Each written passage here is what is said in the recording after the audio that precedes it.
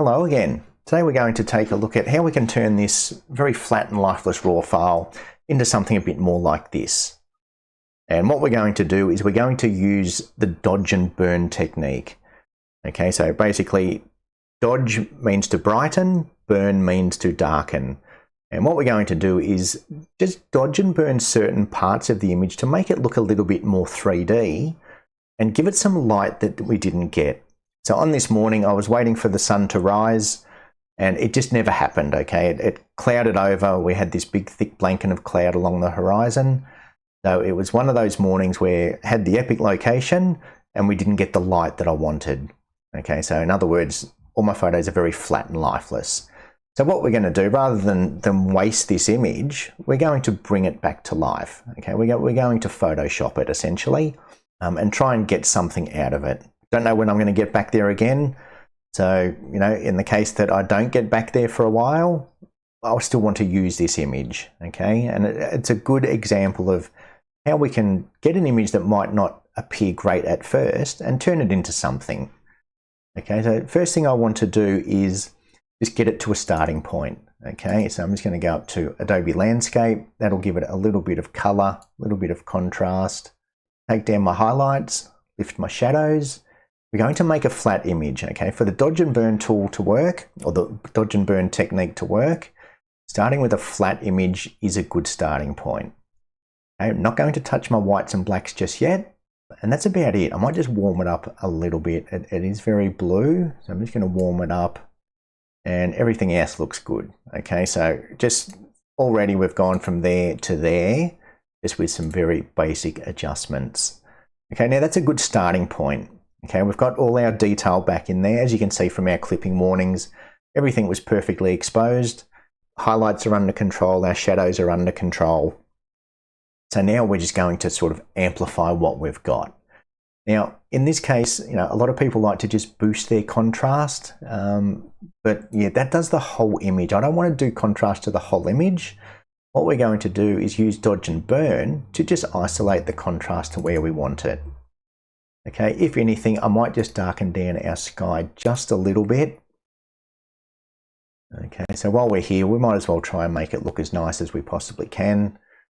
So just create a mask. We'll just bring down our sky by about half a stop. I don't want to go too far. Maybe add a little bit of contrast to the sky. And just what it still looks a bit too blue, so we might just warm up the sky a bit as well. So somewhere around about there. Okay, that's looking like a better starting point. The only other thing I'm going to do is I've just noticed that we've got some chromatic aberration.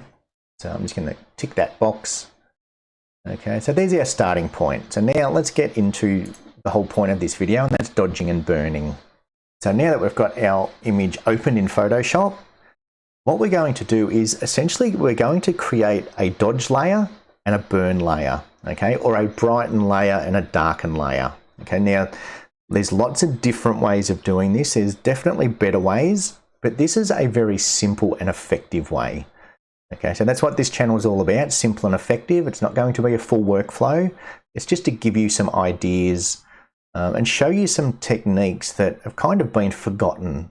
Okay, so what we're going to do first is if we come down to our adjustments panel, and then we're going to do it with a curves adjustment. So if we just select curves, now the first one we're going to do is our brighten or our dodge. And all I'm going to do is grab my curve right in the middle and then just brighten it up. I don't want to go too far. I just want to brighten it up a little bit. Okay, so somewhere around about there. And just by grabbing it in the middle, that's going to make everything brighter. Okay, so that's going to be our brighter or our dodge tool. And we can even rename it. So if we just double click here, we can call this one dodge. Now, what we want to do now is we want to invert this mask. Okay, for this technique to work, we want to invert this mask. So Control and I or Command and I on a Mac, and that's going to hide that layer that we've just done. Okay, and that's why it's a good idea to name it just so you know which layer is which. And then we're going to go back down to our layers again. We're going to do another curves layer. This time we're going to grab it in the middle and pull it down, so that's going to darken everything. Okay, and if we just click this little X up here, that'll close that down. And now we can call this one our burn. okay, or our darker. Either burn, darken, whatever you want to call it. And again, Control or Command and I, and that's going to invert that mask. Okay, at any time, if we want to see these masks that we've just blacked out, we hold the Shift button and you click on that mask, that's going to show you that layer. Okay, so we've blacked that out is essentially what we've done. We've created that dark layer and then we've blacked it out. And this one here, we've created that bright layer and then we've blacked it out. And what we want to do now is start to reveal some of those details. Okay, so if we go over to our brush tool, and what we're going to do is select a white brush. So either the little arrows here, we can go between black and white, or X on the keyboard. X on the keyboard will alternate between black and white. Square bracket keys will make our brush bigger or smaller. Now, important for this technique to work, we need to have a soft brush. So if you right click your mouse and just check that your brush hardness is down at 0. The 0 will create a nice soft brush. Okay, and then the next thing we want to do is go to the opacity of the brush and we want to bring that down to around about 10%. For the sake of this video, I'm going to put it at 20% just so you can see what's actually happening and I can get through it a bit quicker, okay, because it does take a little bit of time to get this technique right. Now I'm going to turn it up to 20% and try and do it a bit quicker. So I recommend do it at 10% and you'll get a much more natural, realistic look. But just for the sake of this video, 20% so you can see what I'm doing. Okay, so with our dodge layer selected, and again, if we just hold the Shift, then we can click on that mask and we can see what is actually there. Okay, because remember, we've blacked out that mask so we can't see it. Okay, so that's our brighter layer. Now we've got our brush tool, we've got our brush on white, our opacity at 20% or 10%. We're just going to zoom in a little bit. And essentially what we're going to do is all the areas that are bright, we're going to make them brighter. Okay, so I'm going to have a nice small brush and all of these areas that are already bright, I'm just going to, and by having this at 10%, you can literally click and drag, and it'll keep revealing little bit by little bit. And that'll give you a much more natural look.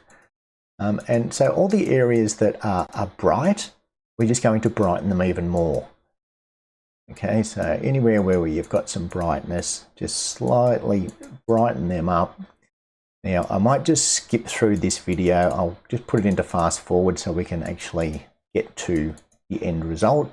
But that's essentially it. What I'm doing is I'm brightening up the brighter areas just to make them a little bit more brighter. We're adding contrast. Okay, so anywhere that's got some bright spots, we're just painting that on that dodge mask, and that's making our bright areas brighter. Okay, and that's about it. So now if we have a look at, and we hide this mask, as you can see, we've just kind of brightened up certain areas. Okay, now it doesn't look great at the moment, but bear with me because we'll blend it a bit nicer as we go. Okay, so now we've brightened up our brighter areas. What we're going to do now is do the exact same thing, but this time we're going to look at the darker areas. So at any time, if we want to just make our brush bigger or smaller, just square bracket keys, okay? And this time what we're going to do is we're going to paint the darker areas, and what that's going to do, because now we're on our burn layer, the darker areas are going to end up being even darker, okay? So wherever there's a little bit of shadow, and this is one of those things, if we had some epic light, you would naturally get this, okay? So when you've got some nice light, you're going to get brights and darks.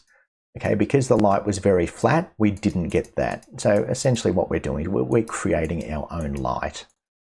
Okay, so anywhere where there's a little crevices in the rocks, we're just going to make them a little bit darker. Okay, so here's a good example in here. Let's really darken that down, get those shadows just looking a little bit darker.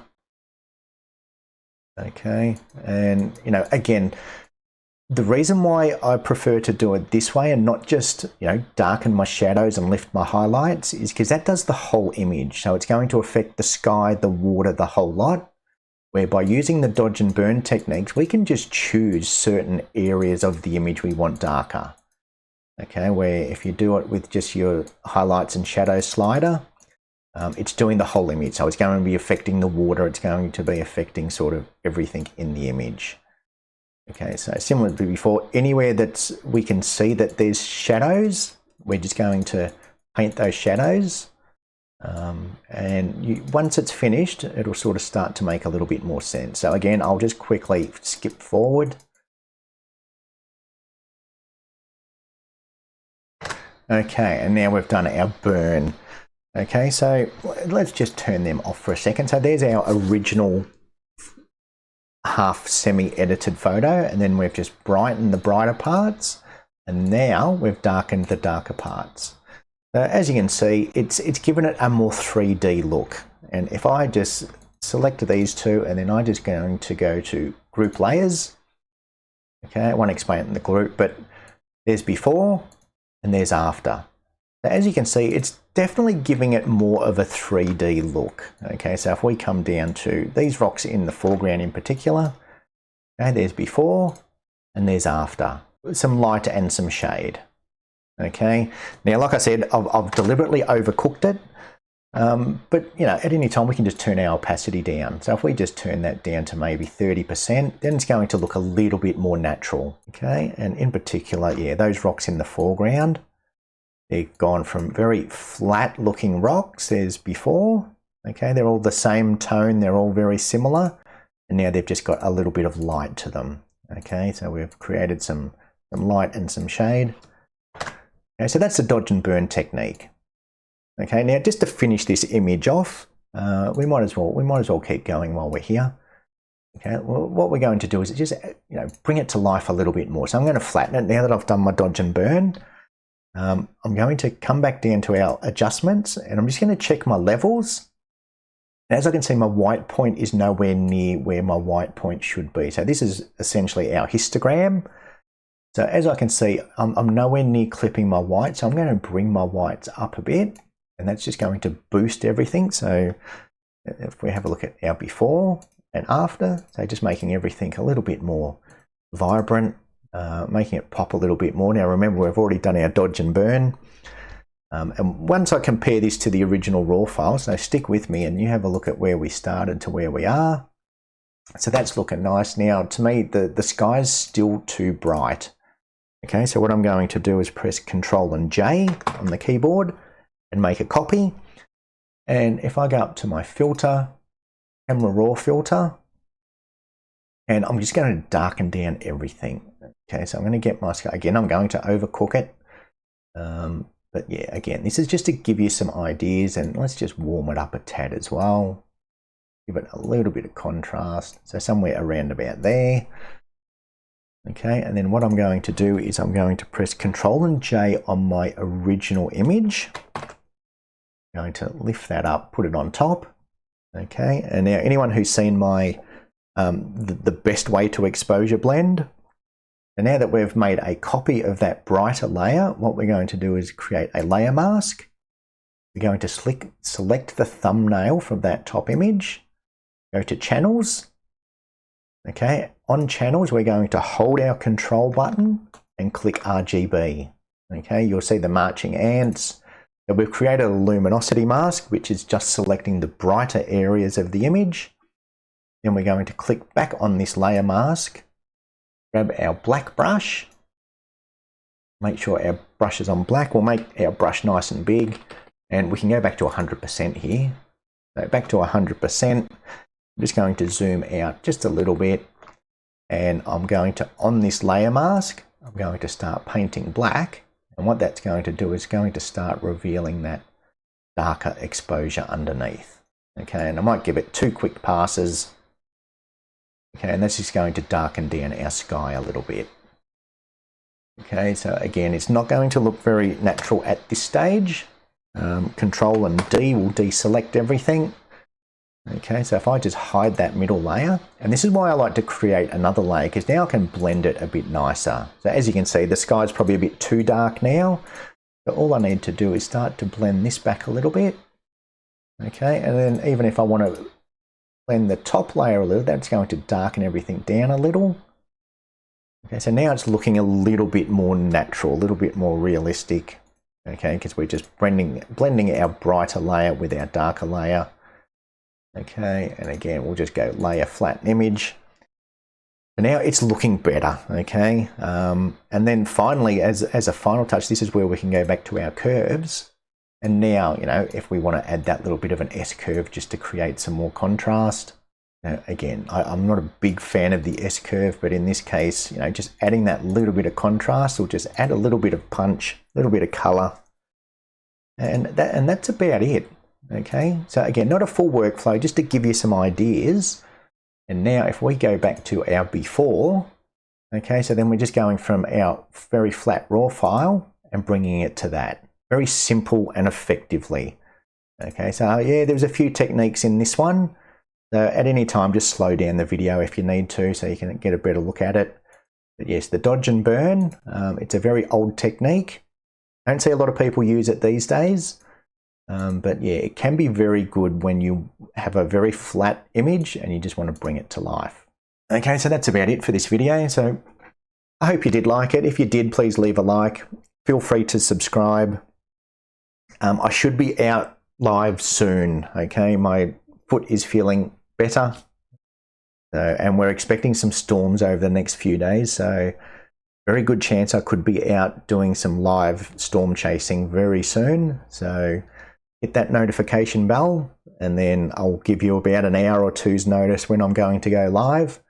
And you might get to see me actually out on location taking some storm photos very shortly. So thank you again, and hopefully I will see you all again very soon.